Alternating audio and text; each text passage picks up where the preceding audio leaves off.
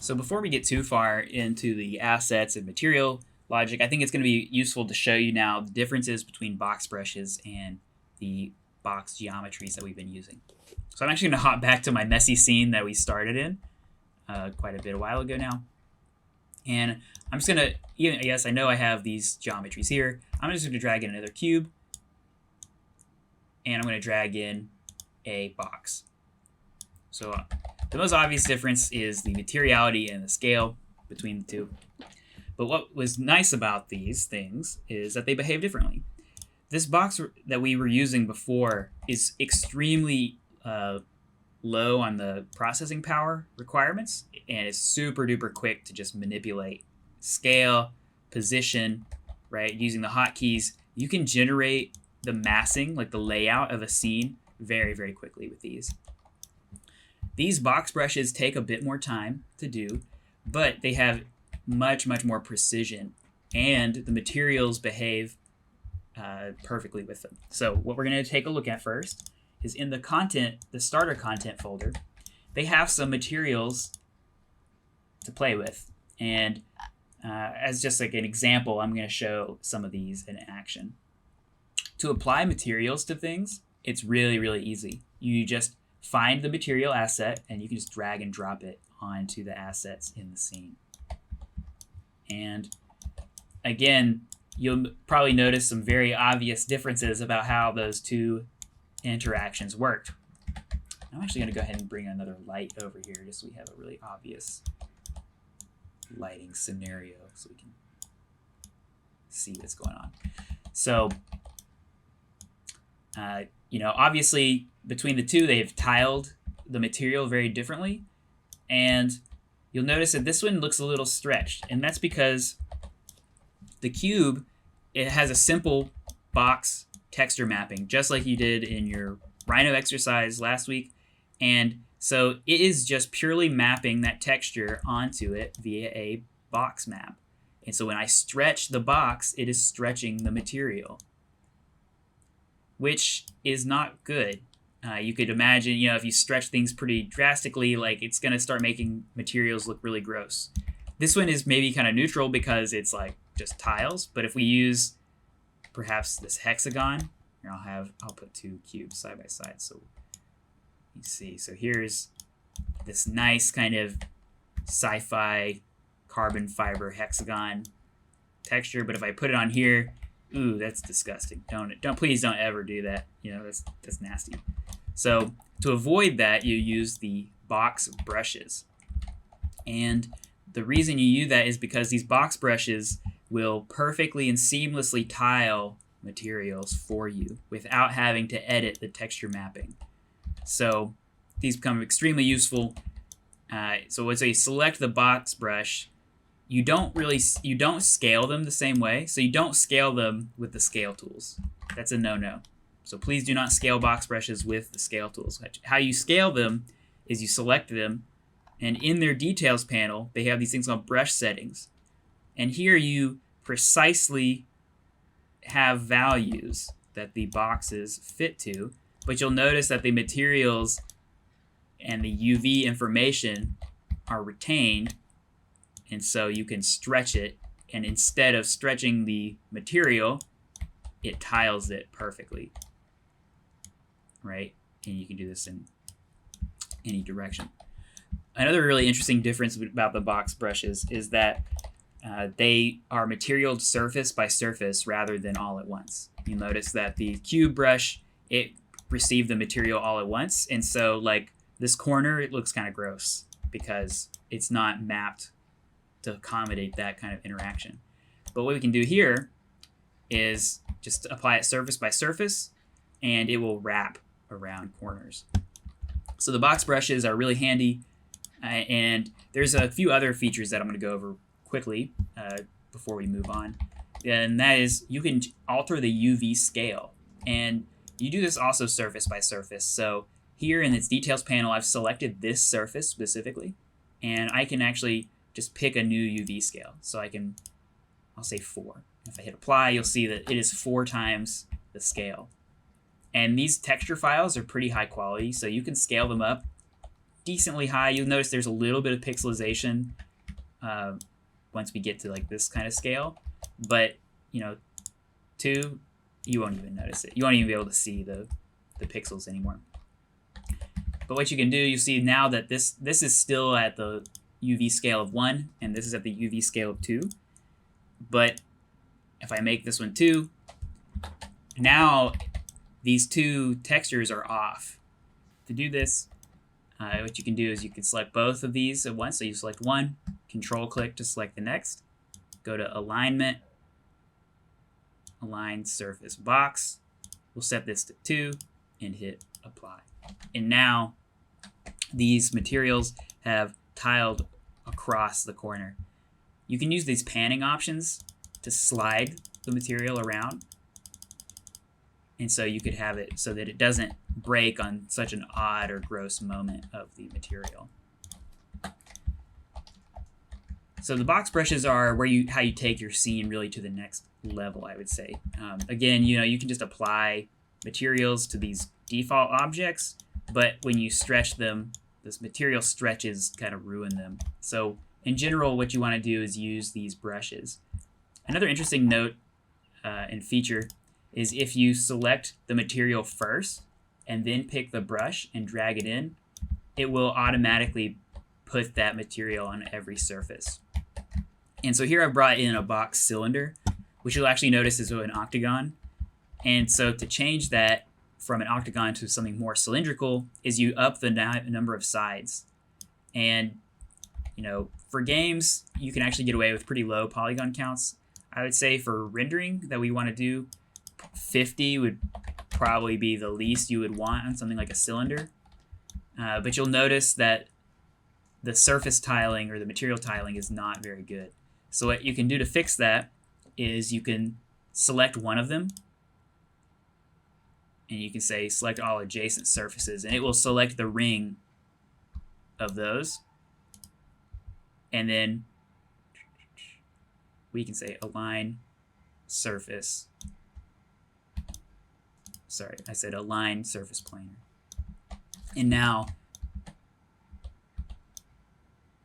it has better tiled that across. I see that there's one point here where the seam line is. Actually, there's a few of those.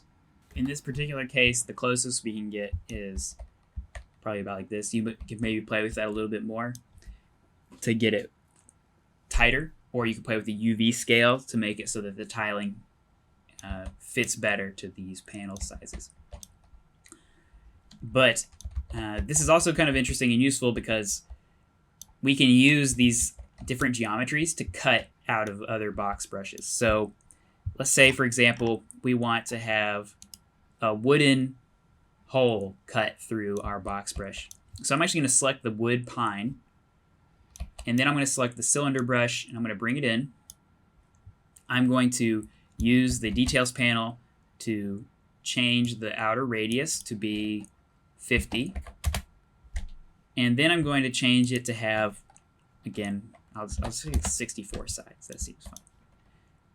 I'll turn my snaps on to 90 and just go to the rotate key. I'm going to move it into this box brush, and I see that I need to make it taller. So I'm going to just drag this out, kind of pull it through here. And now all I need to do is select it, and here in the brush settings where it says additive, I just change that to subtractive. And now I have used that to subtract out of the box. And again, you can see the material is kind of tiled around this, so what I'll do is I'll select adjacent, and I'll align surface planar there. So that is a little bit unfortunate that the material is seam lined here, so that would probably require some cleanup in Photoshop, or more time spending on this box brush setup.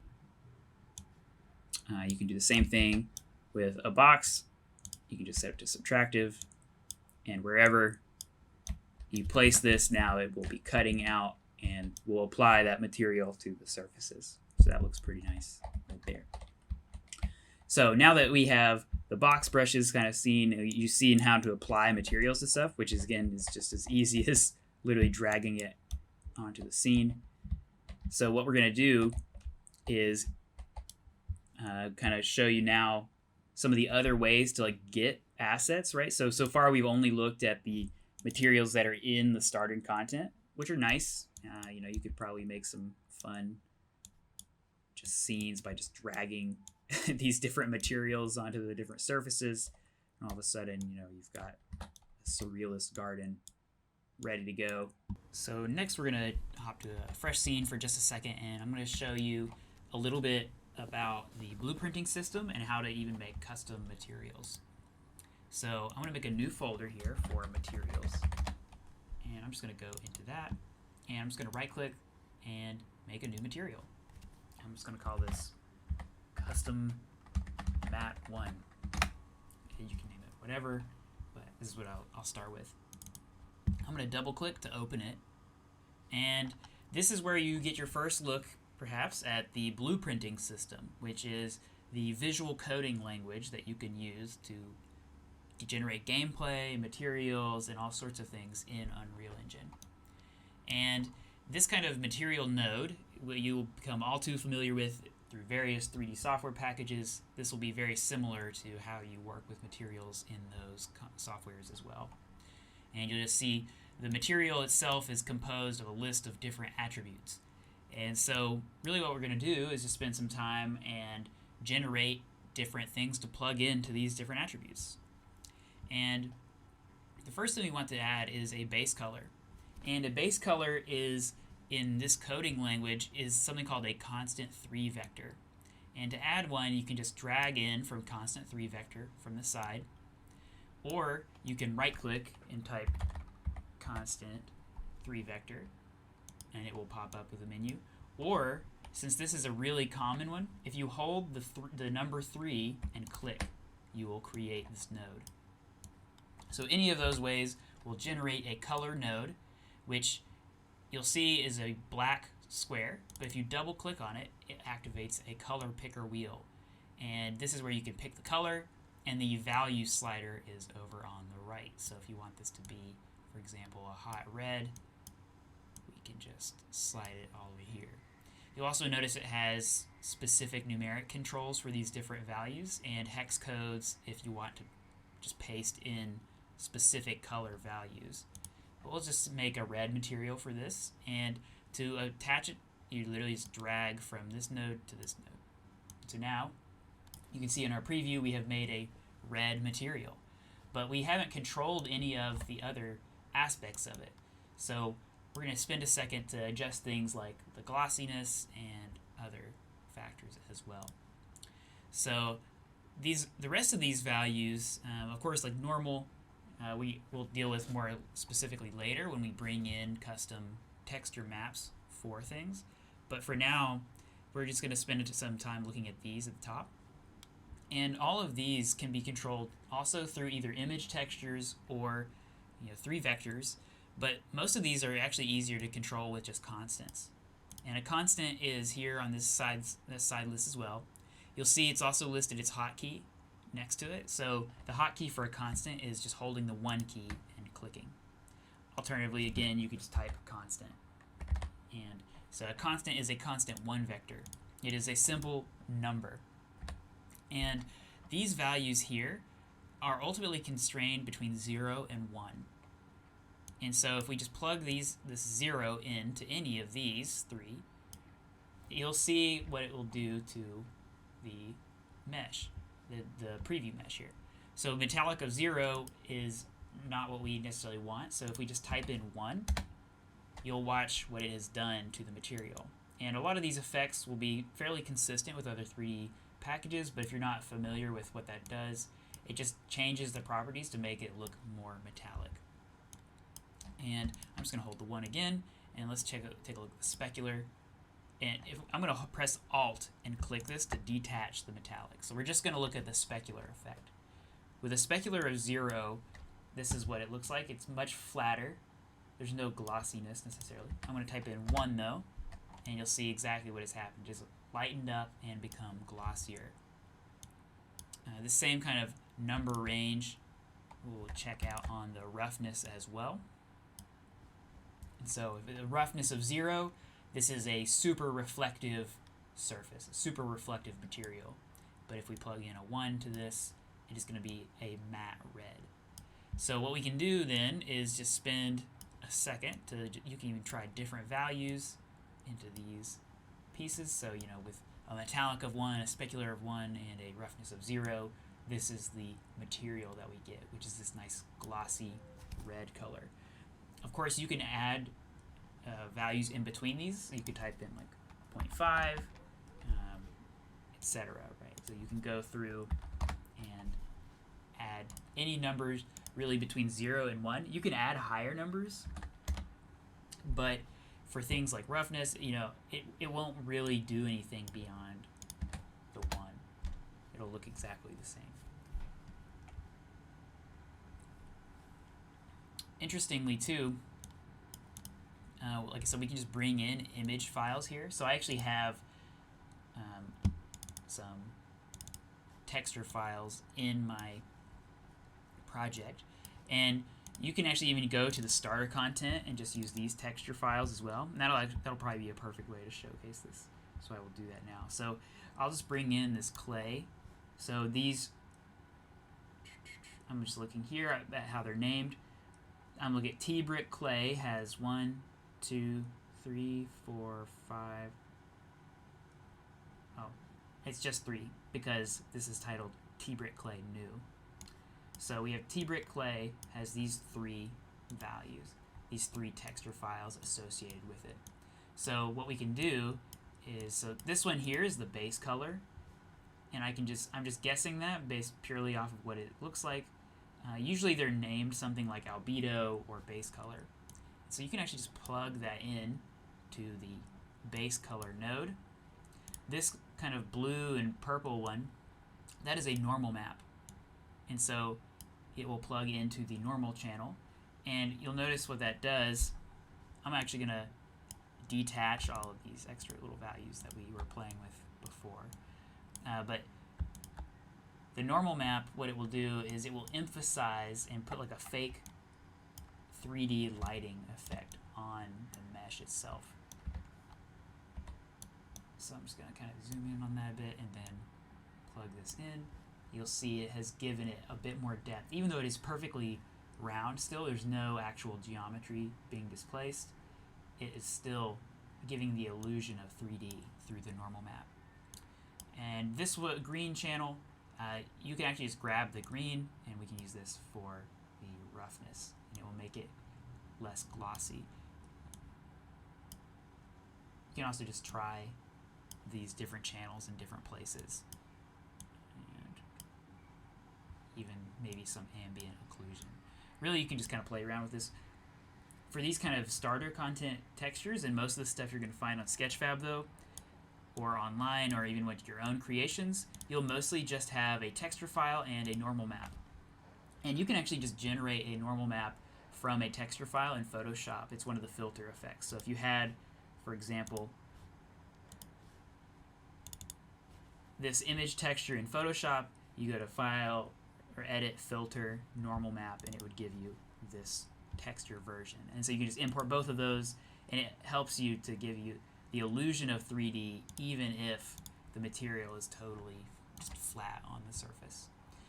So this is the basics of working with the material node system, and you'll see as we start importing in geometry from different places, you may have to reattach these textures to your geometry's material.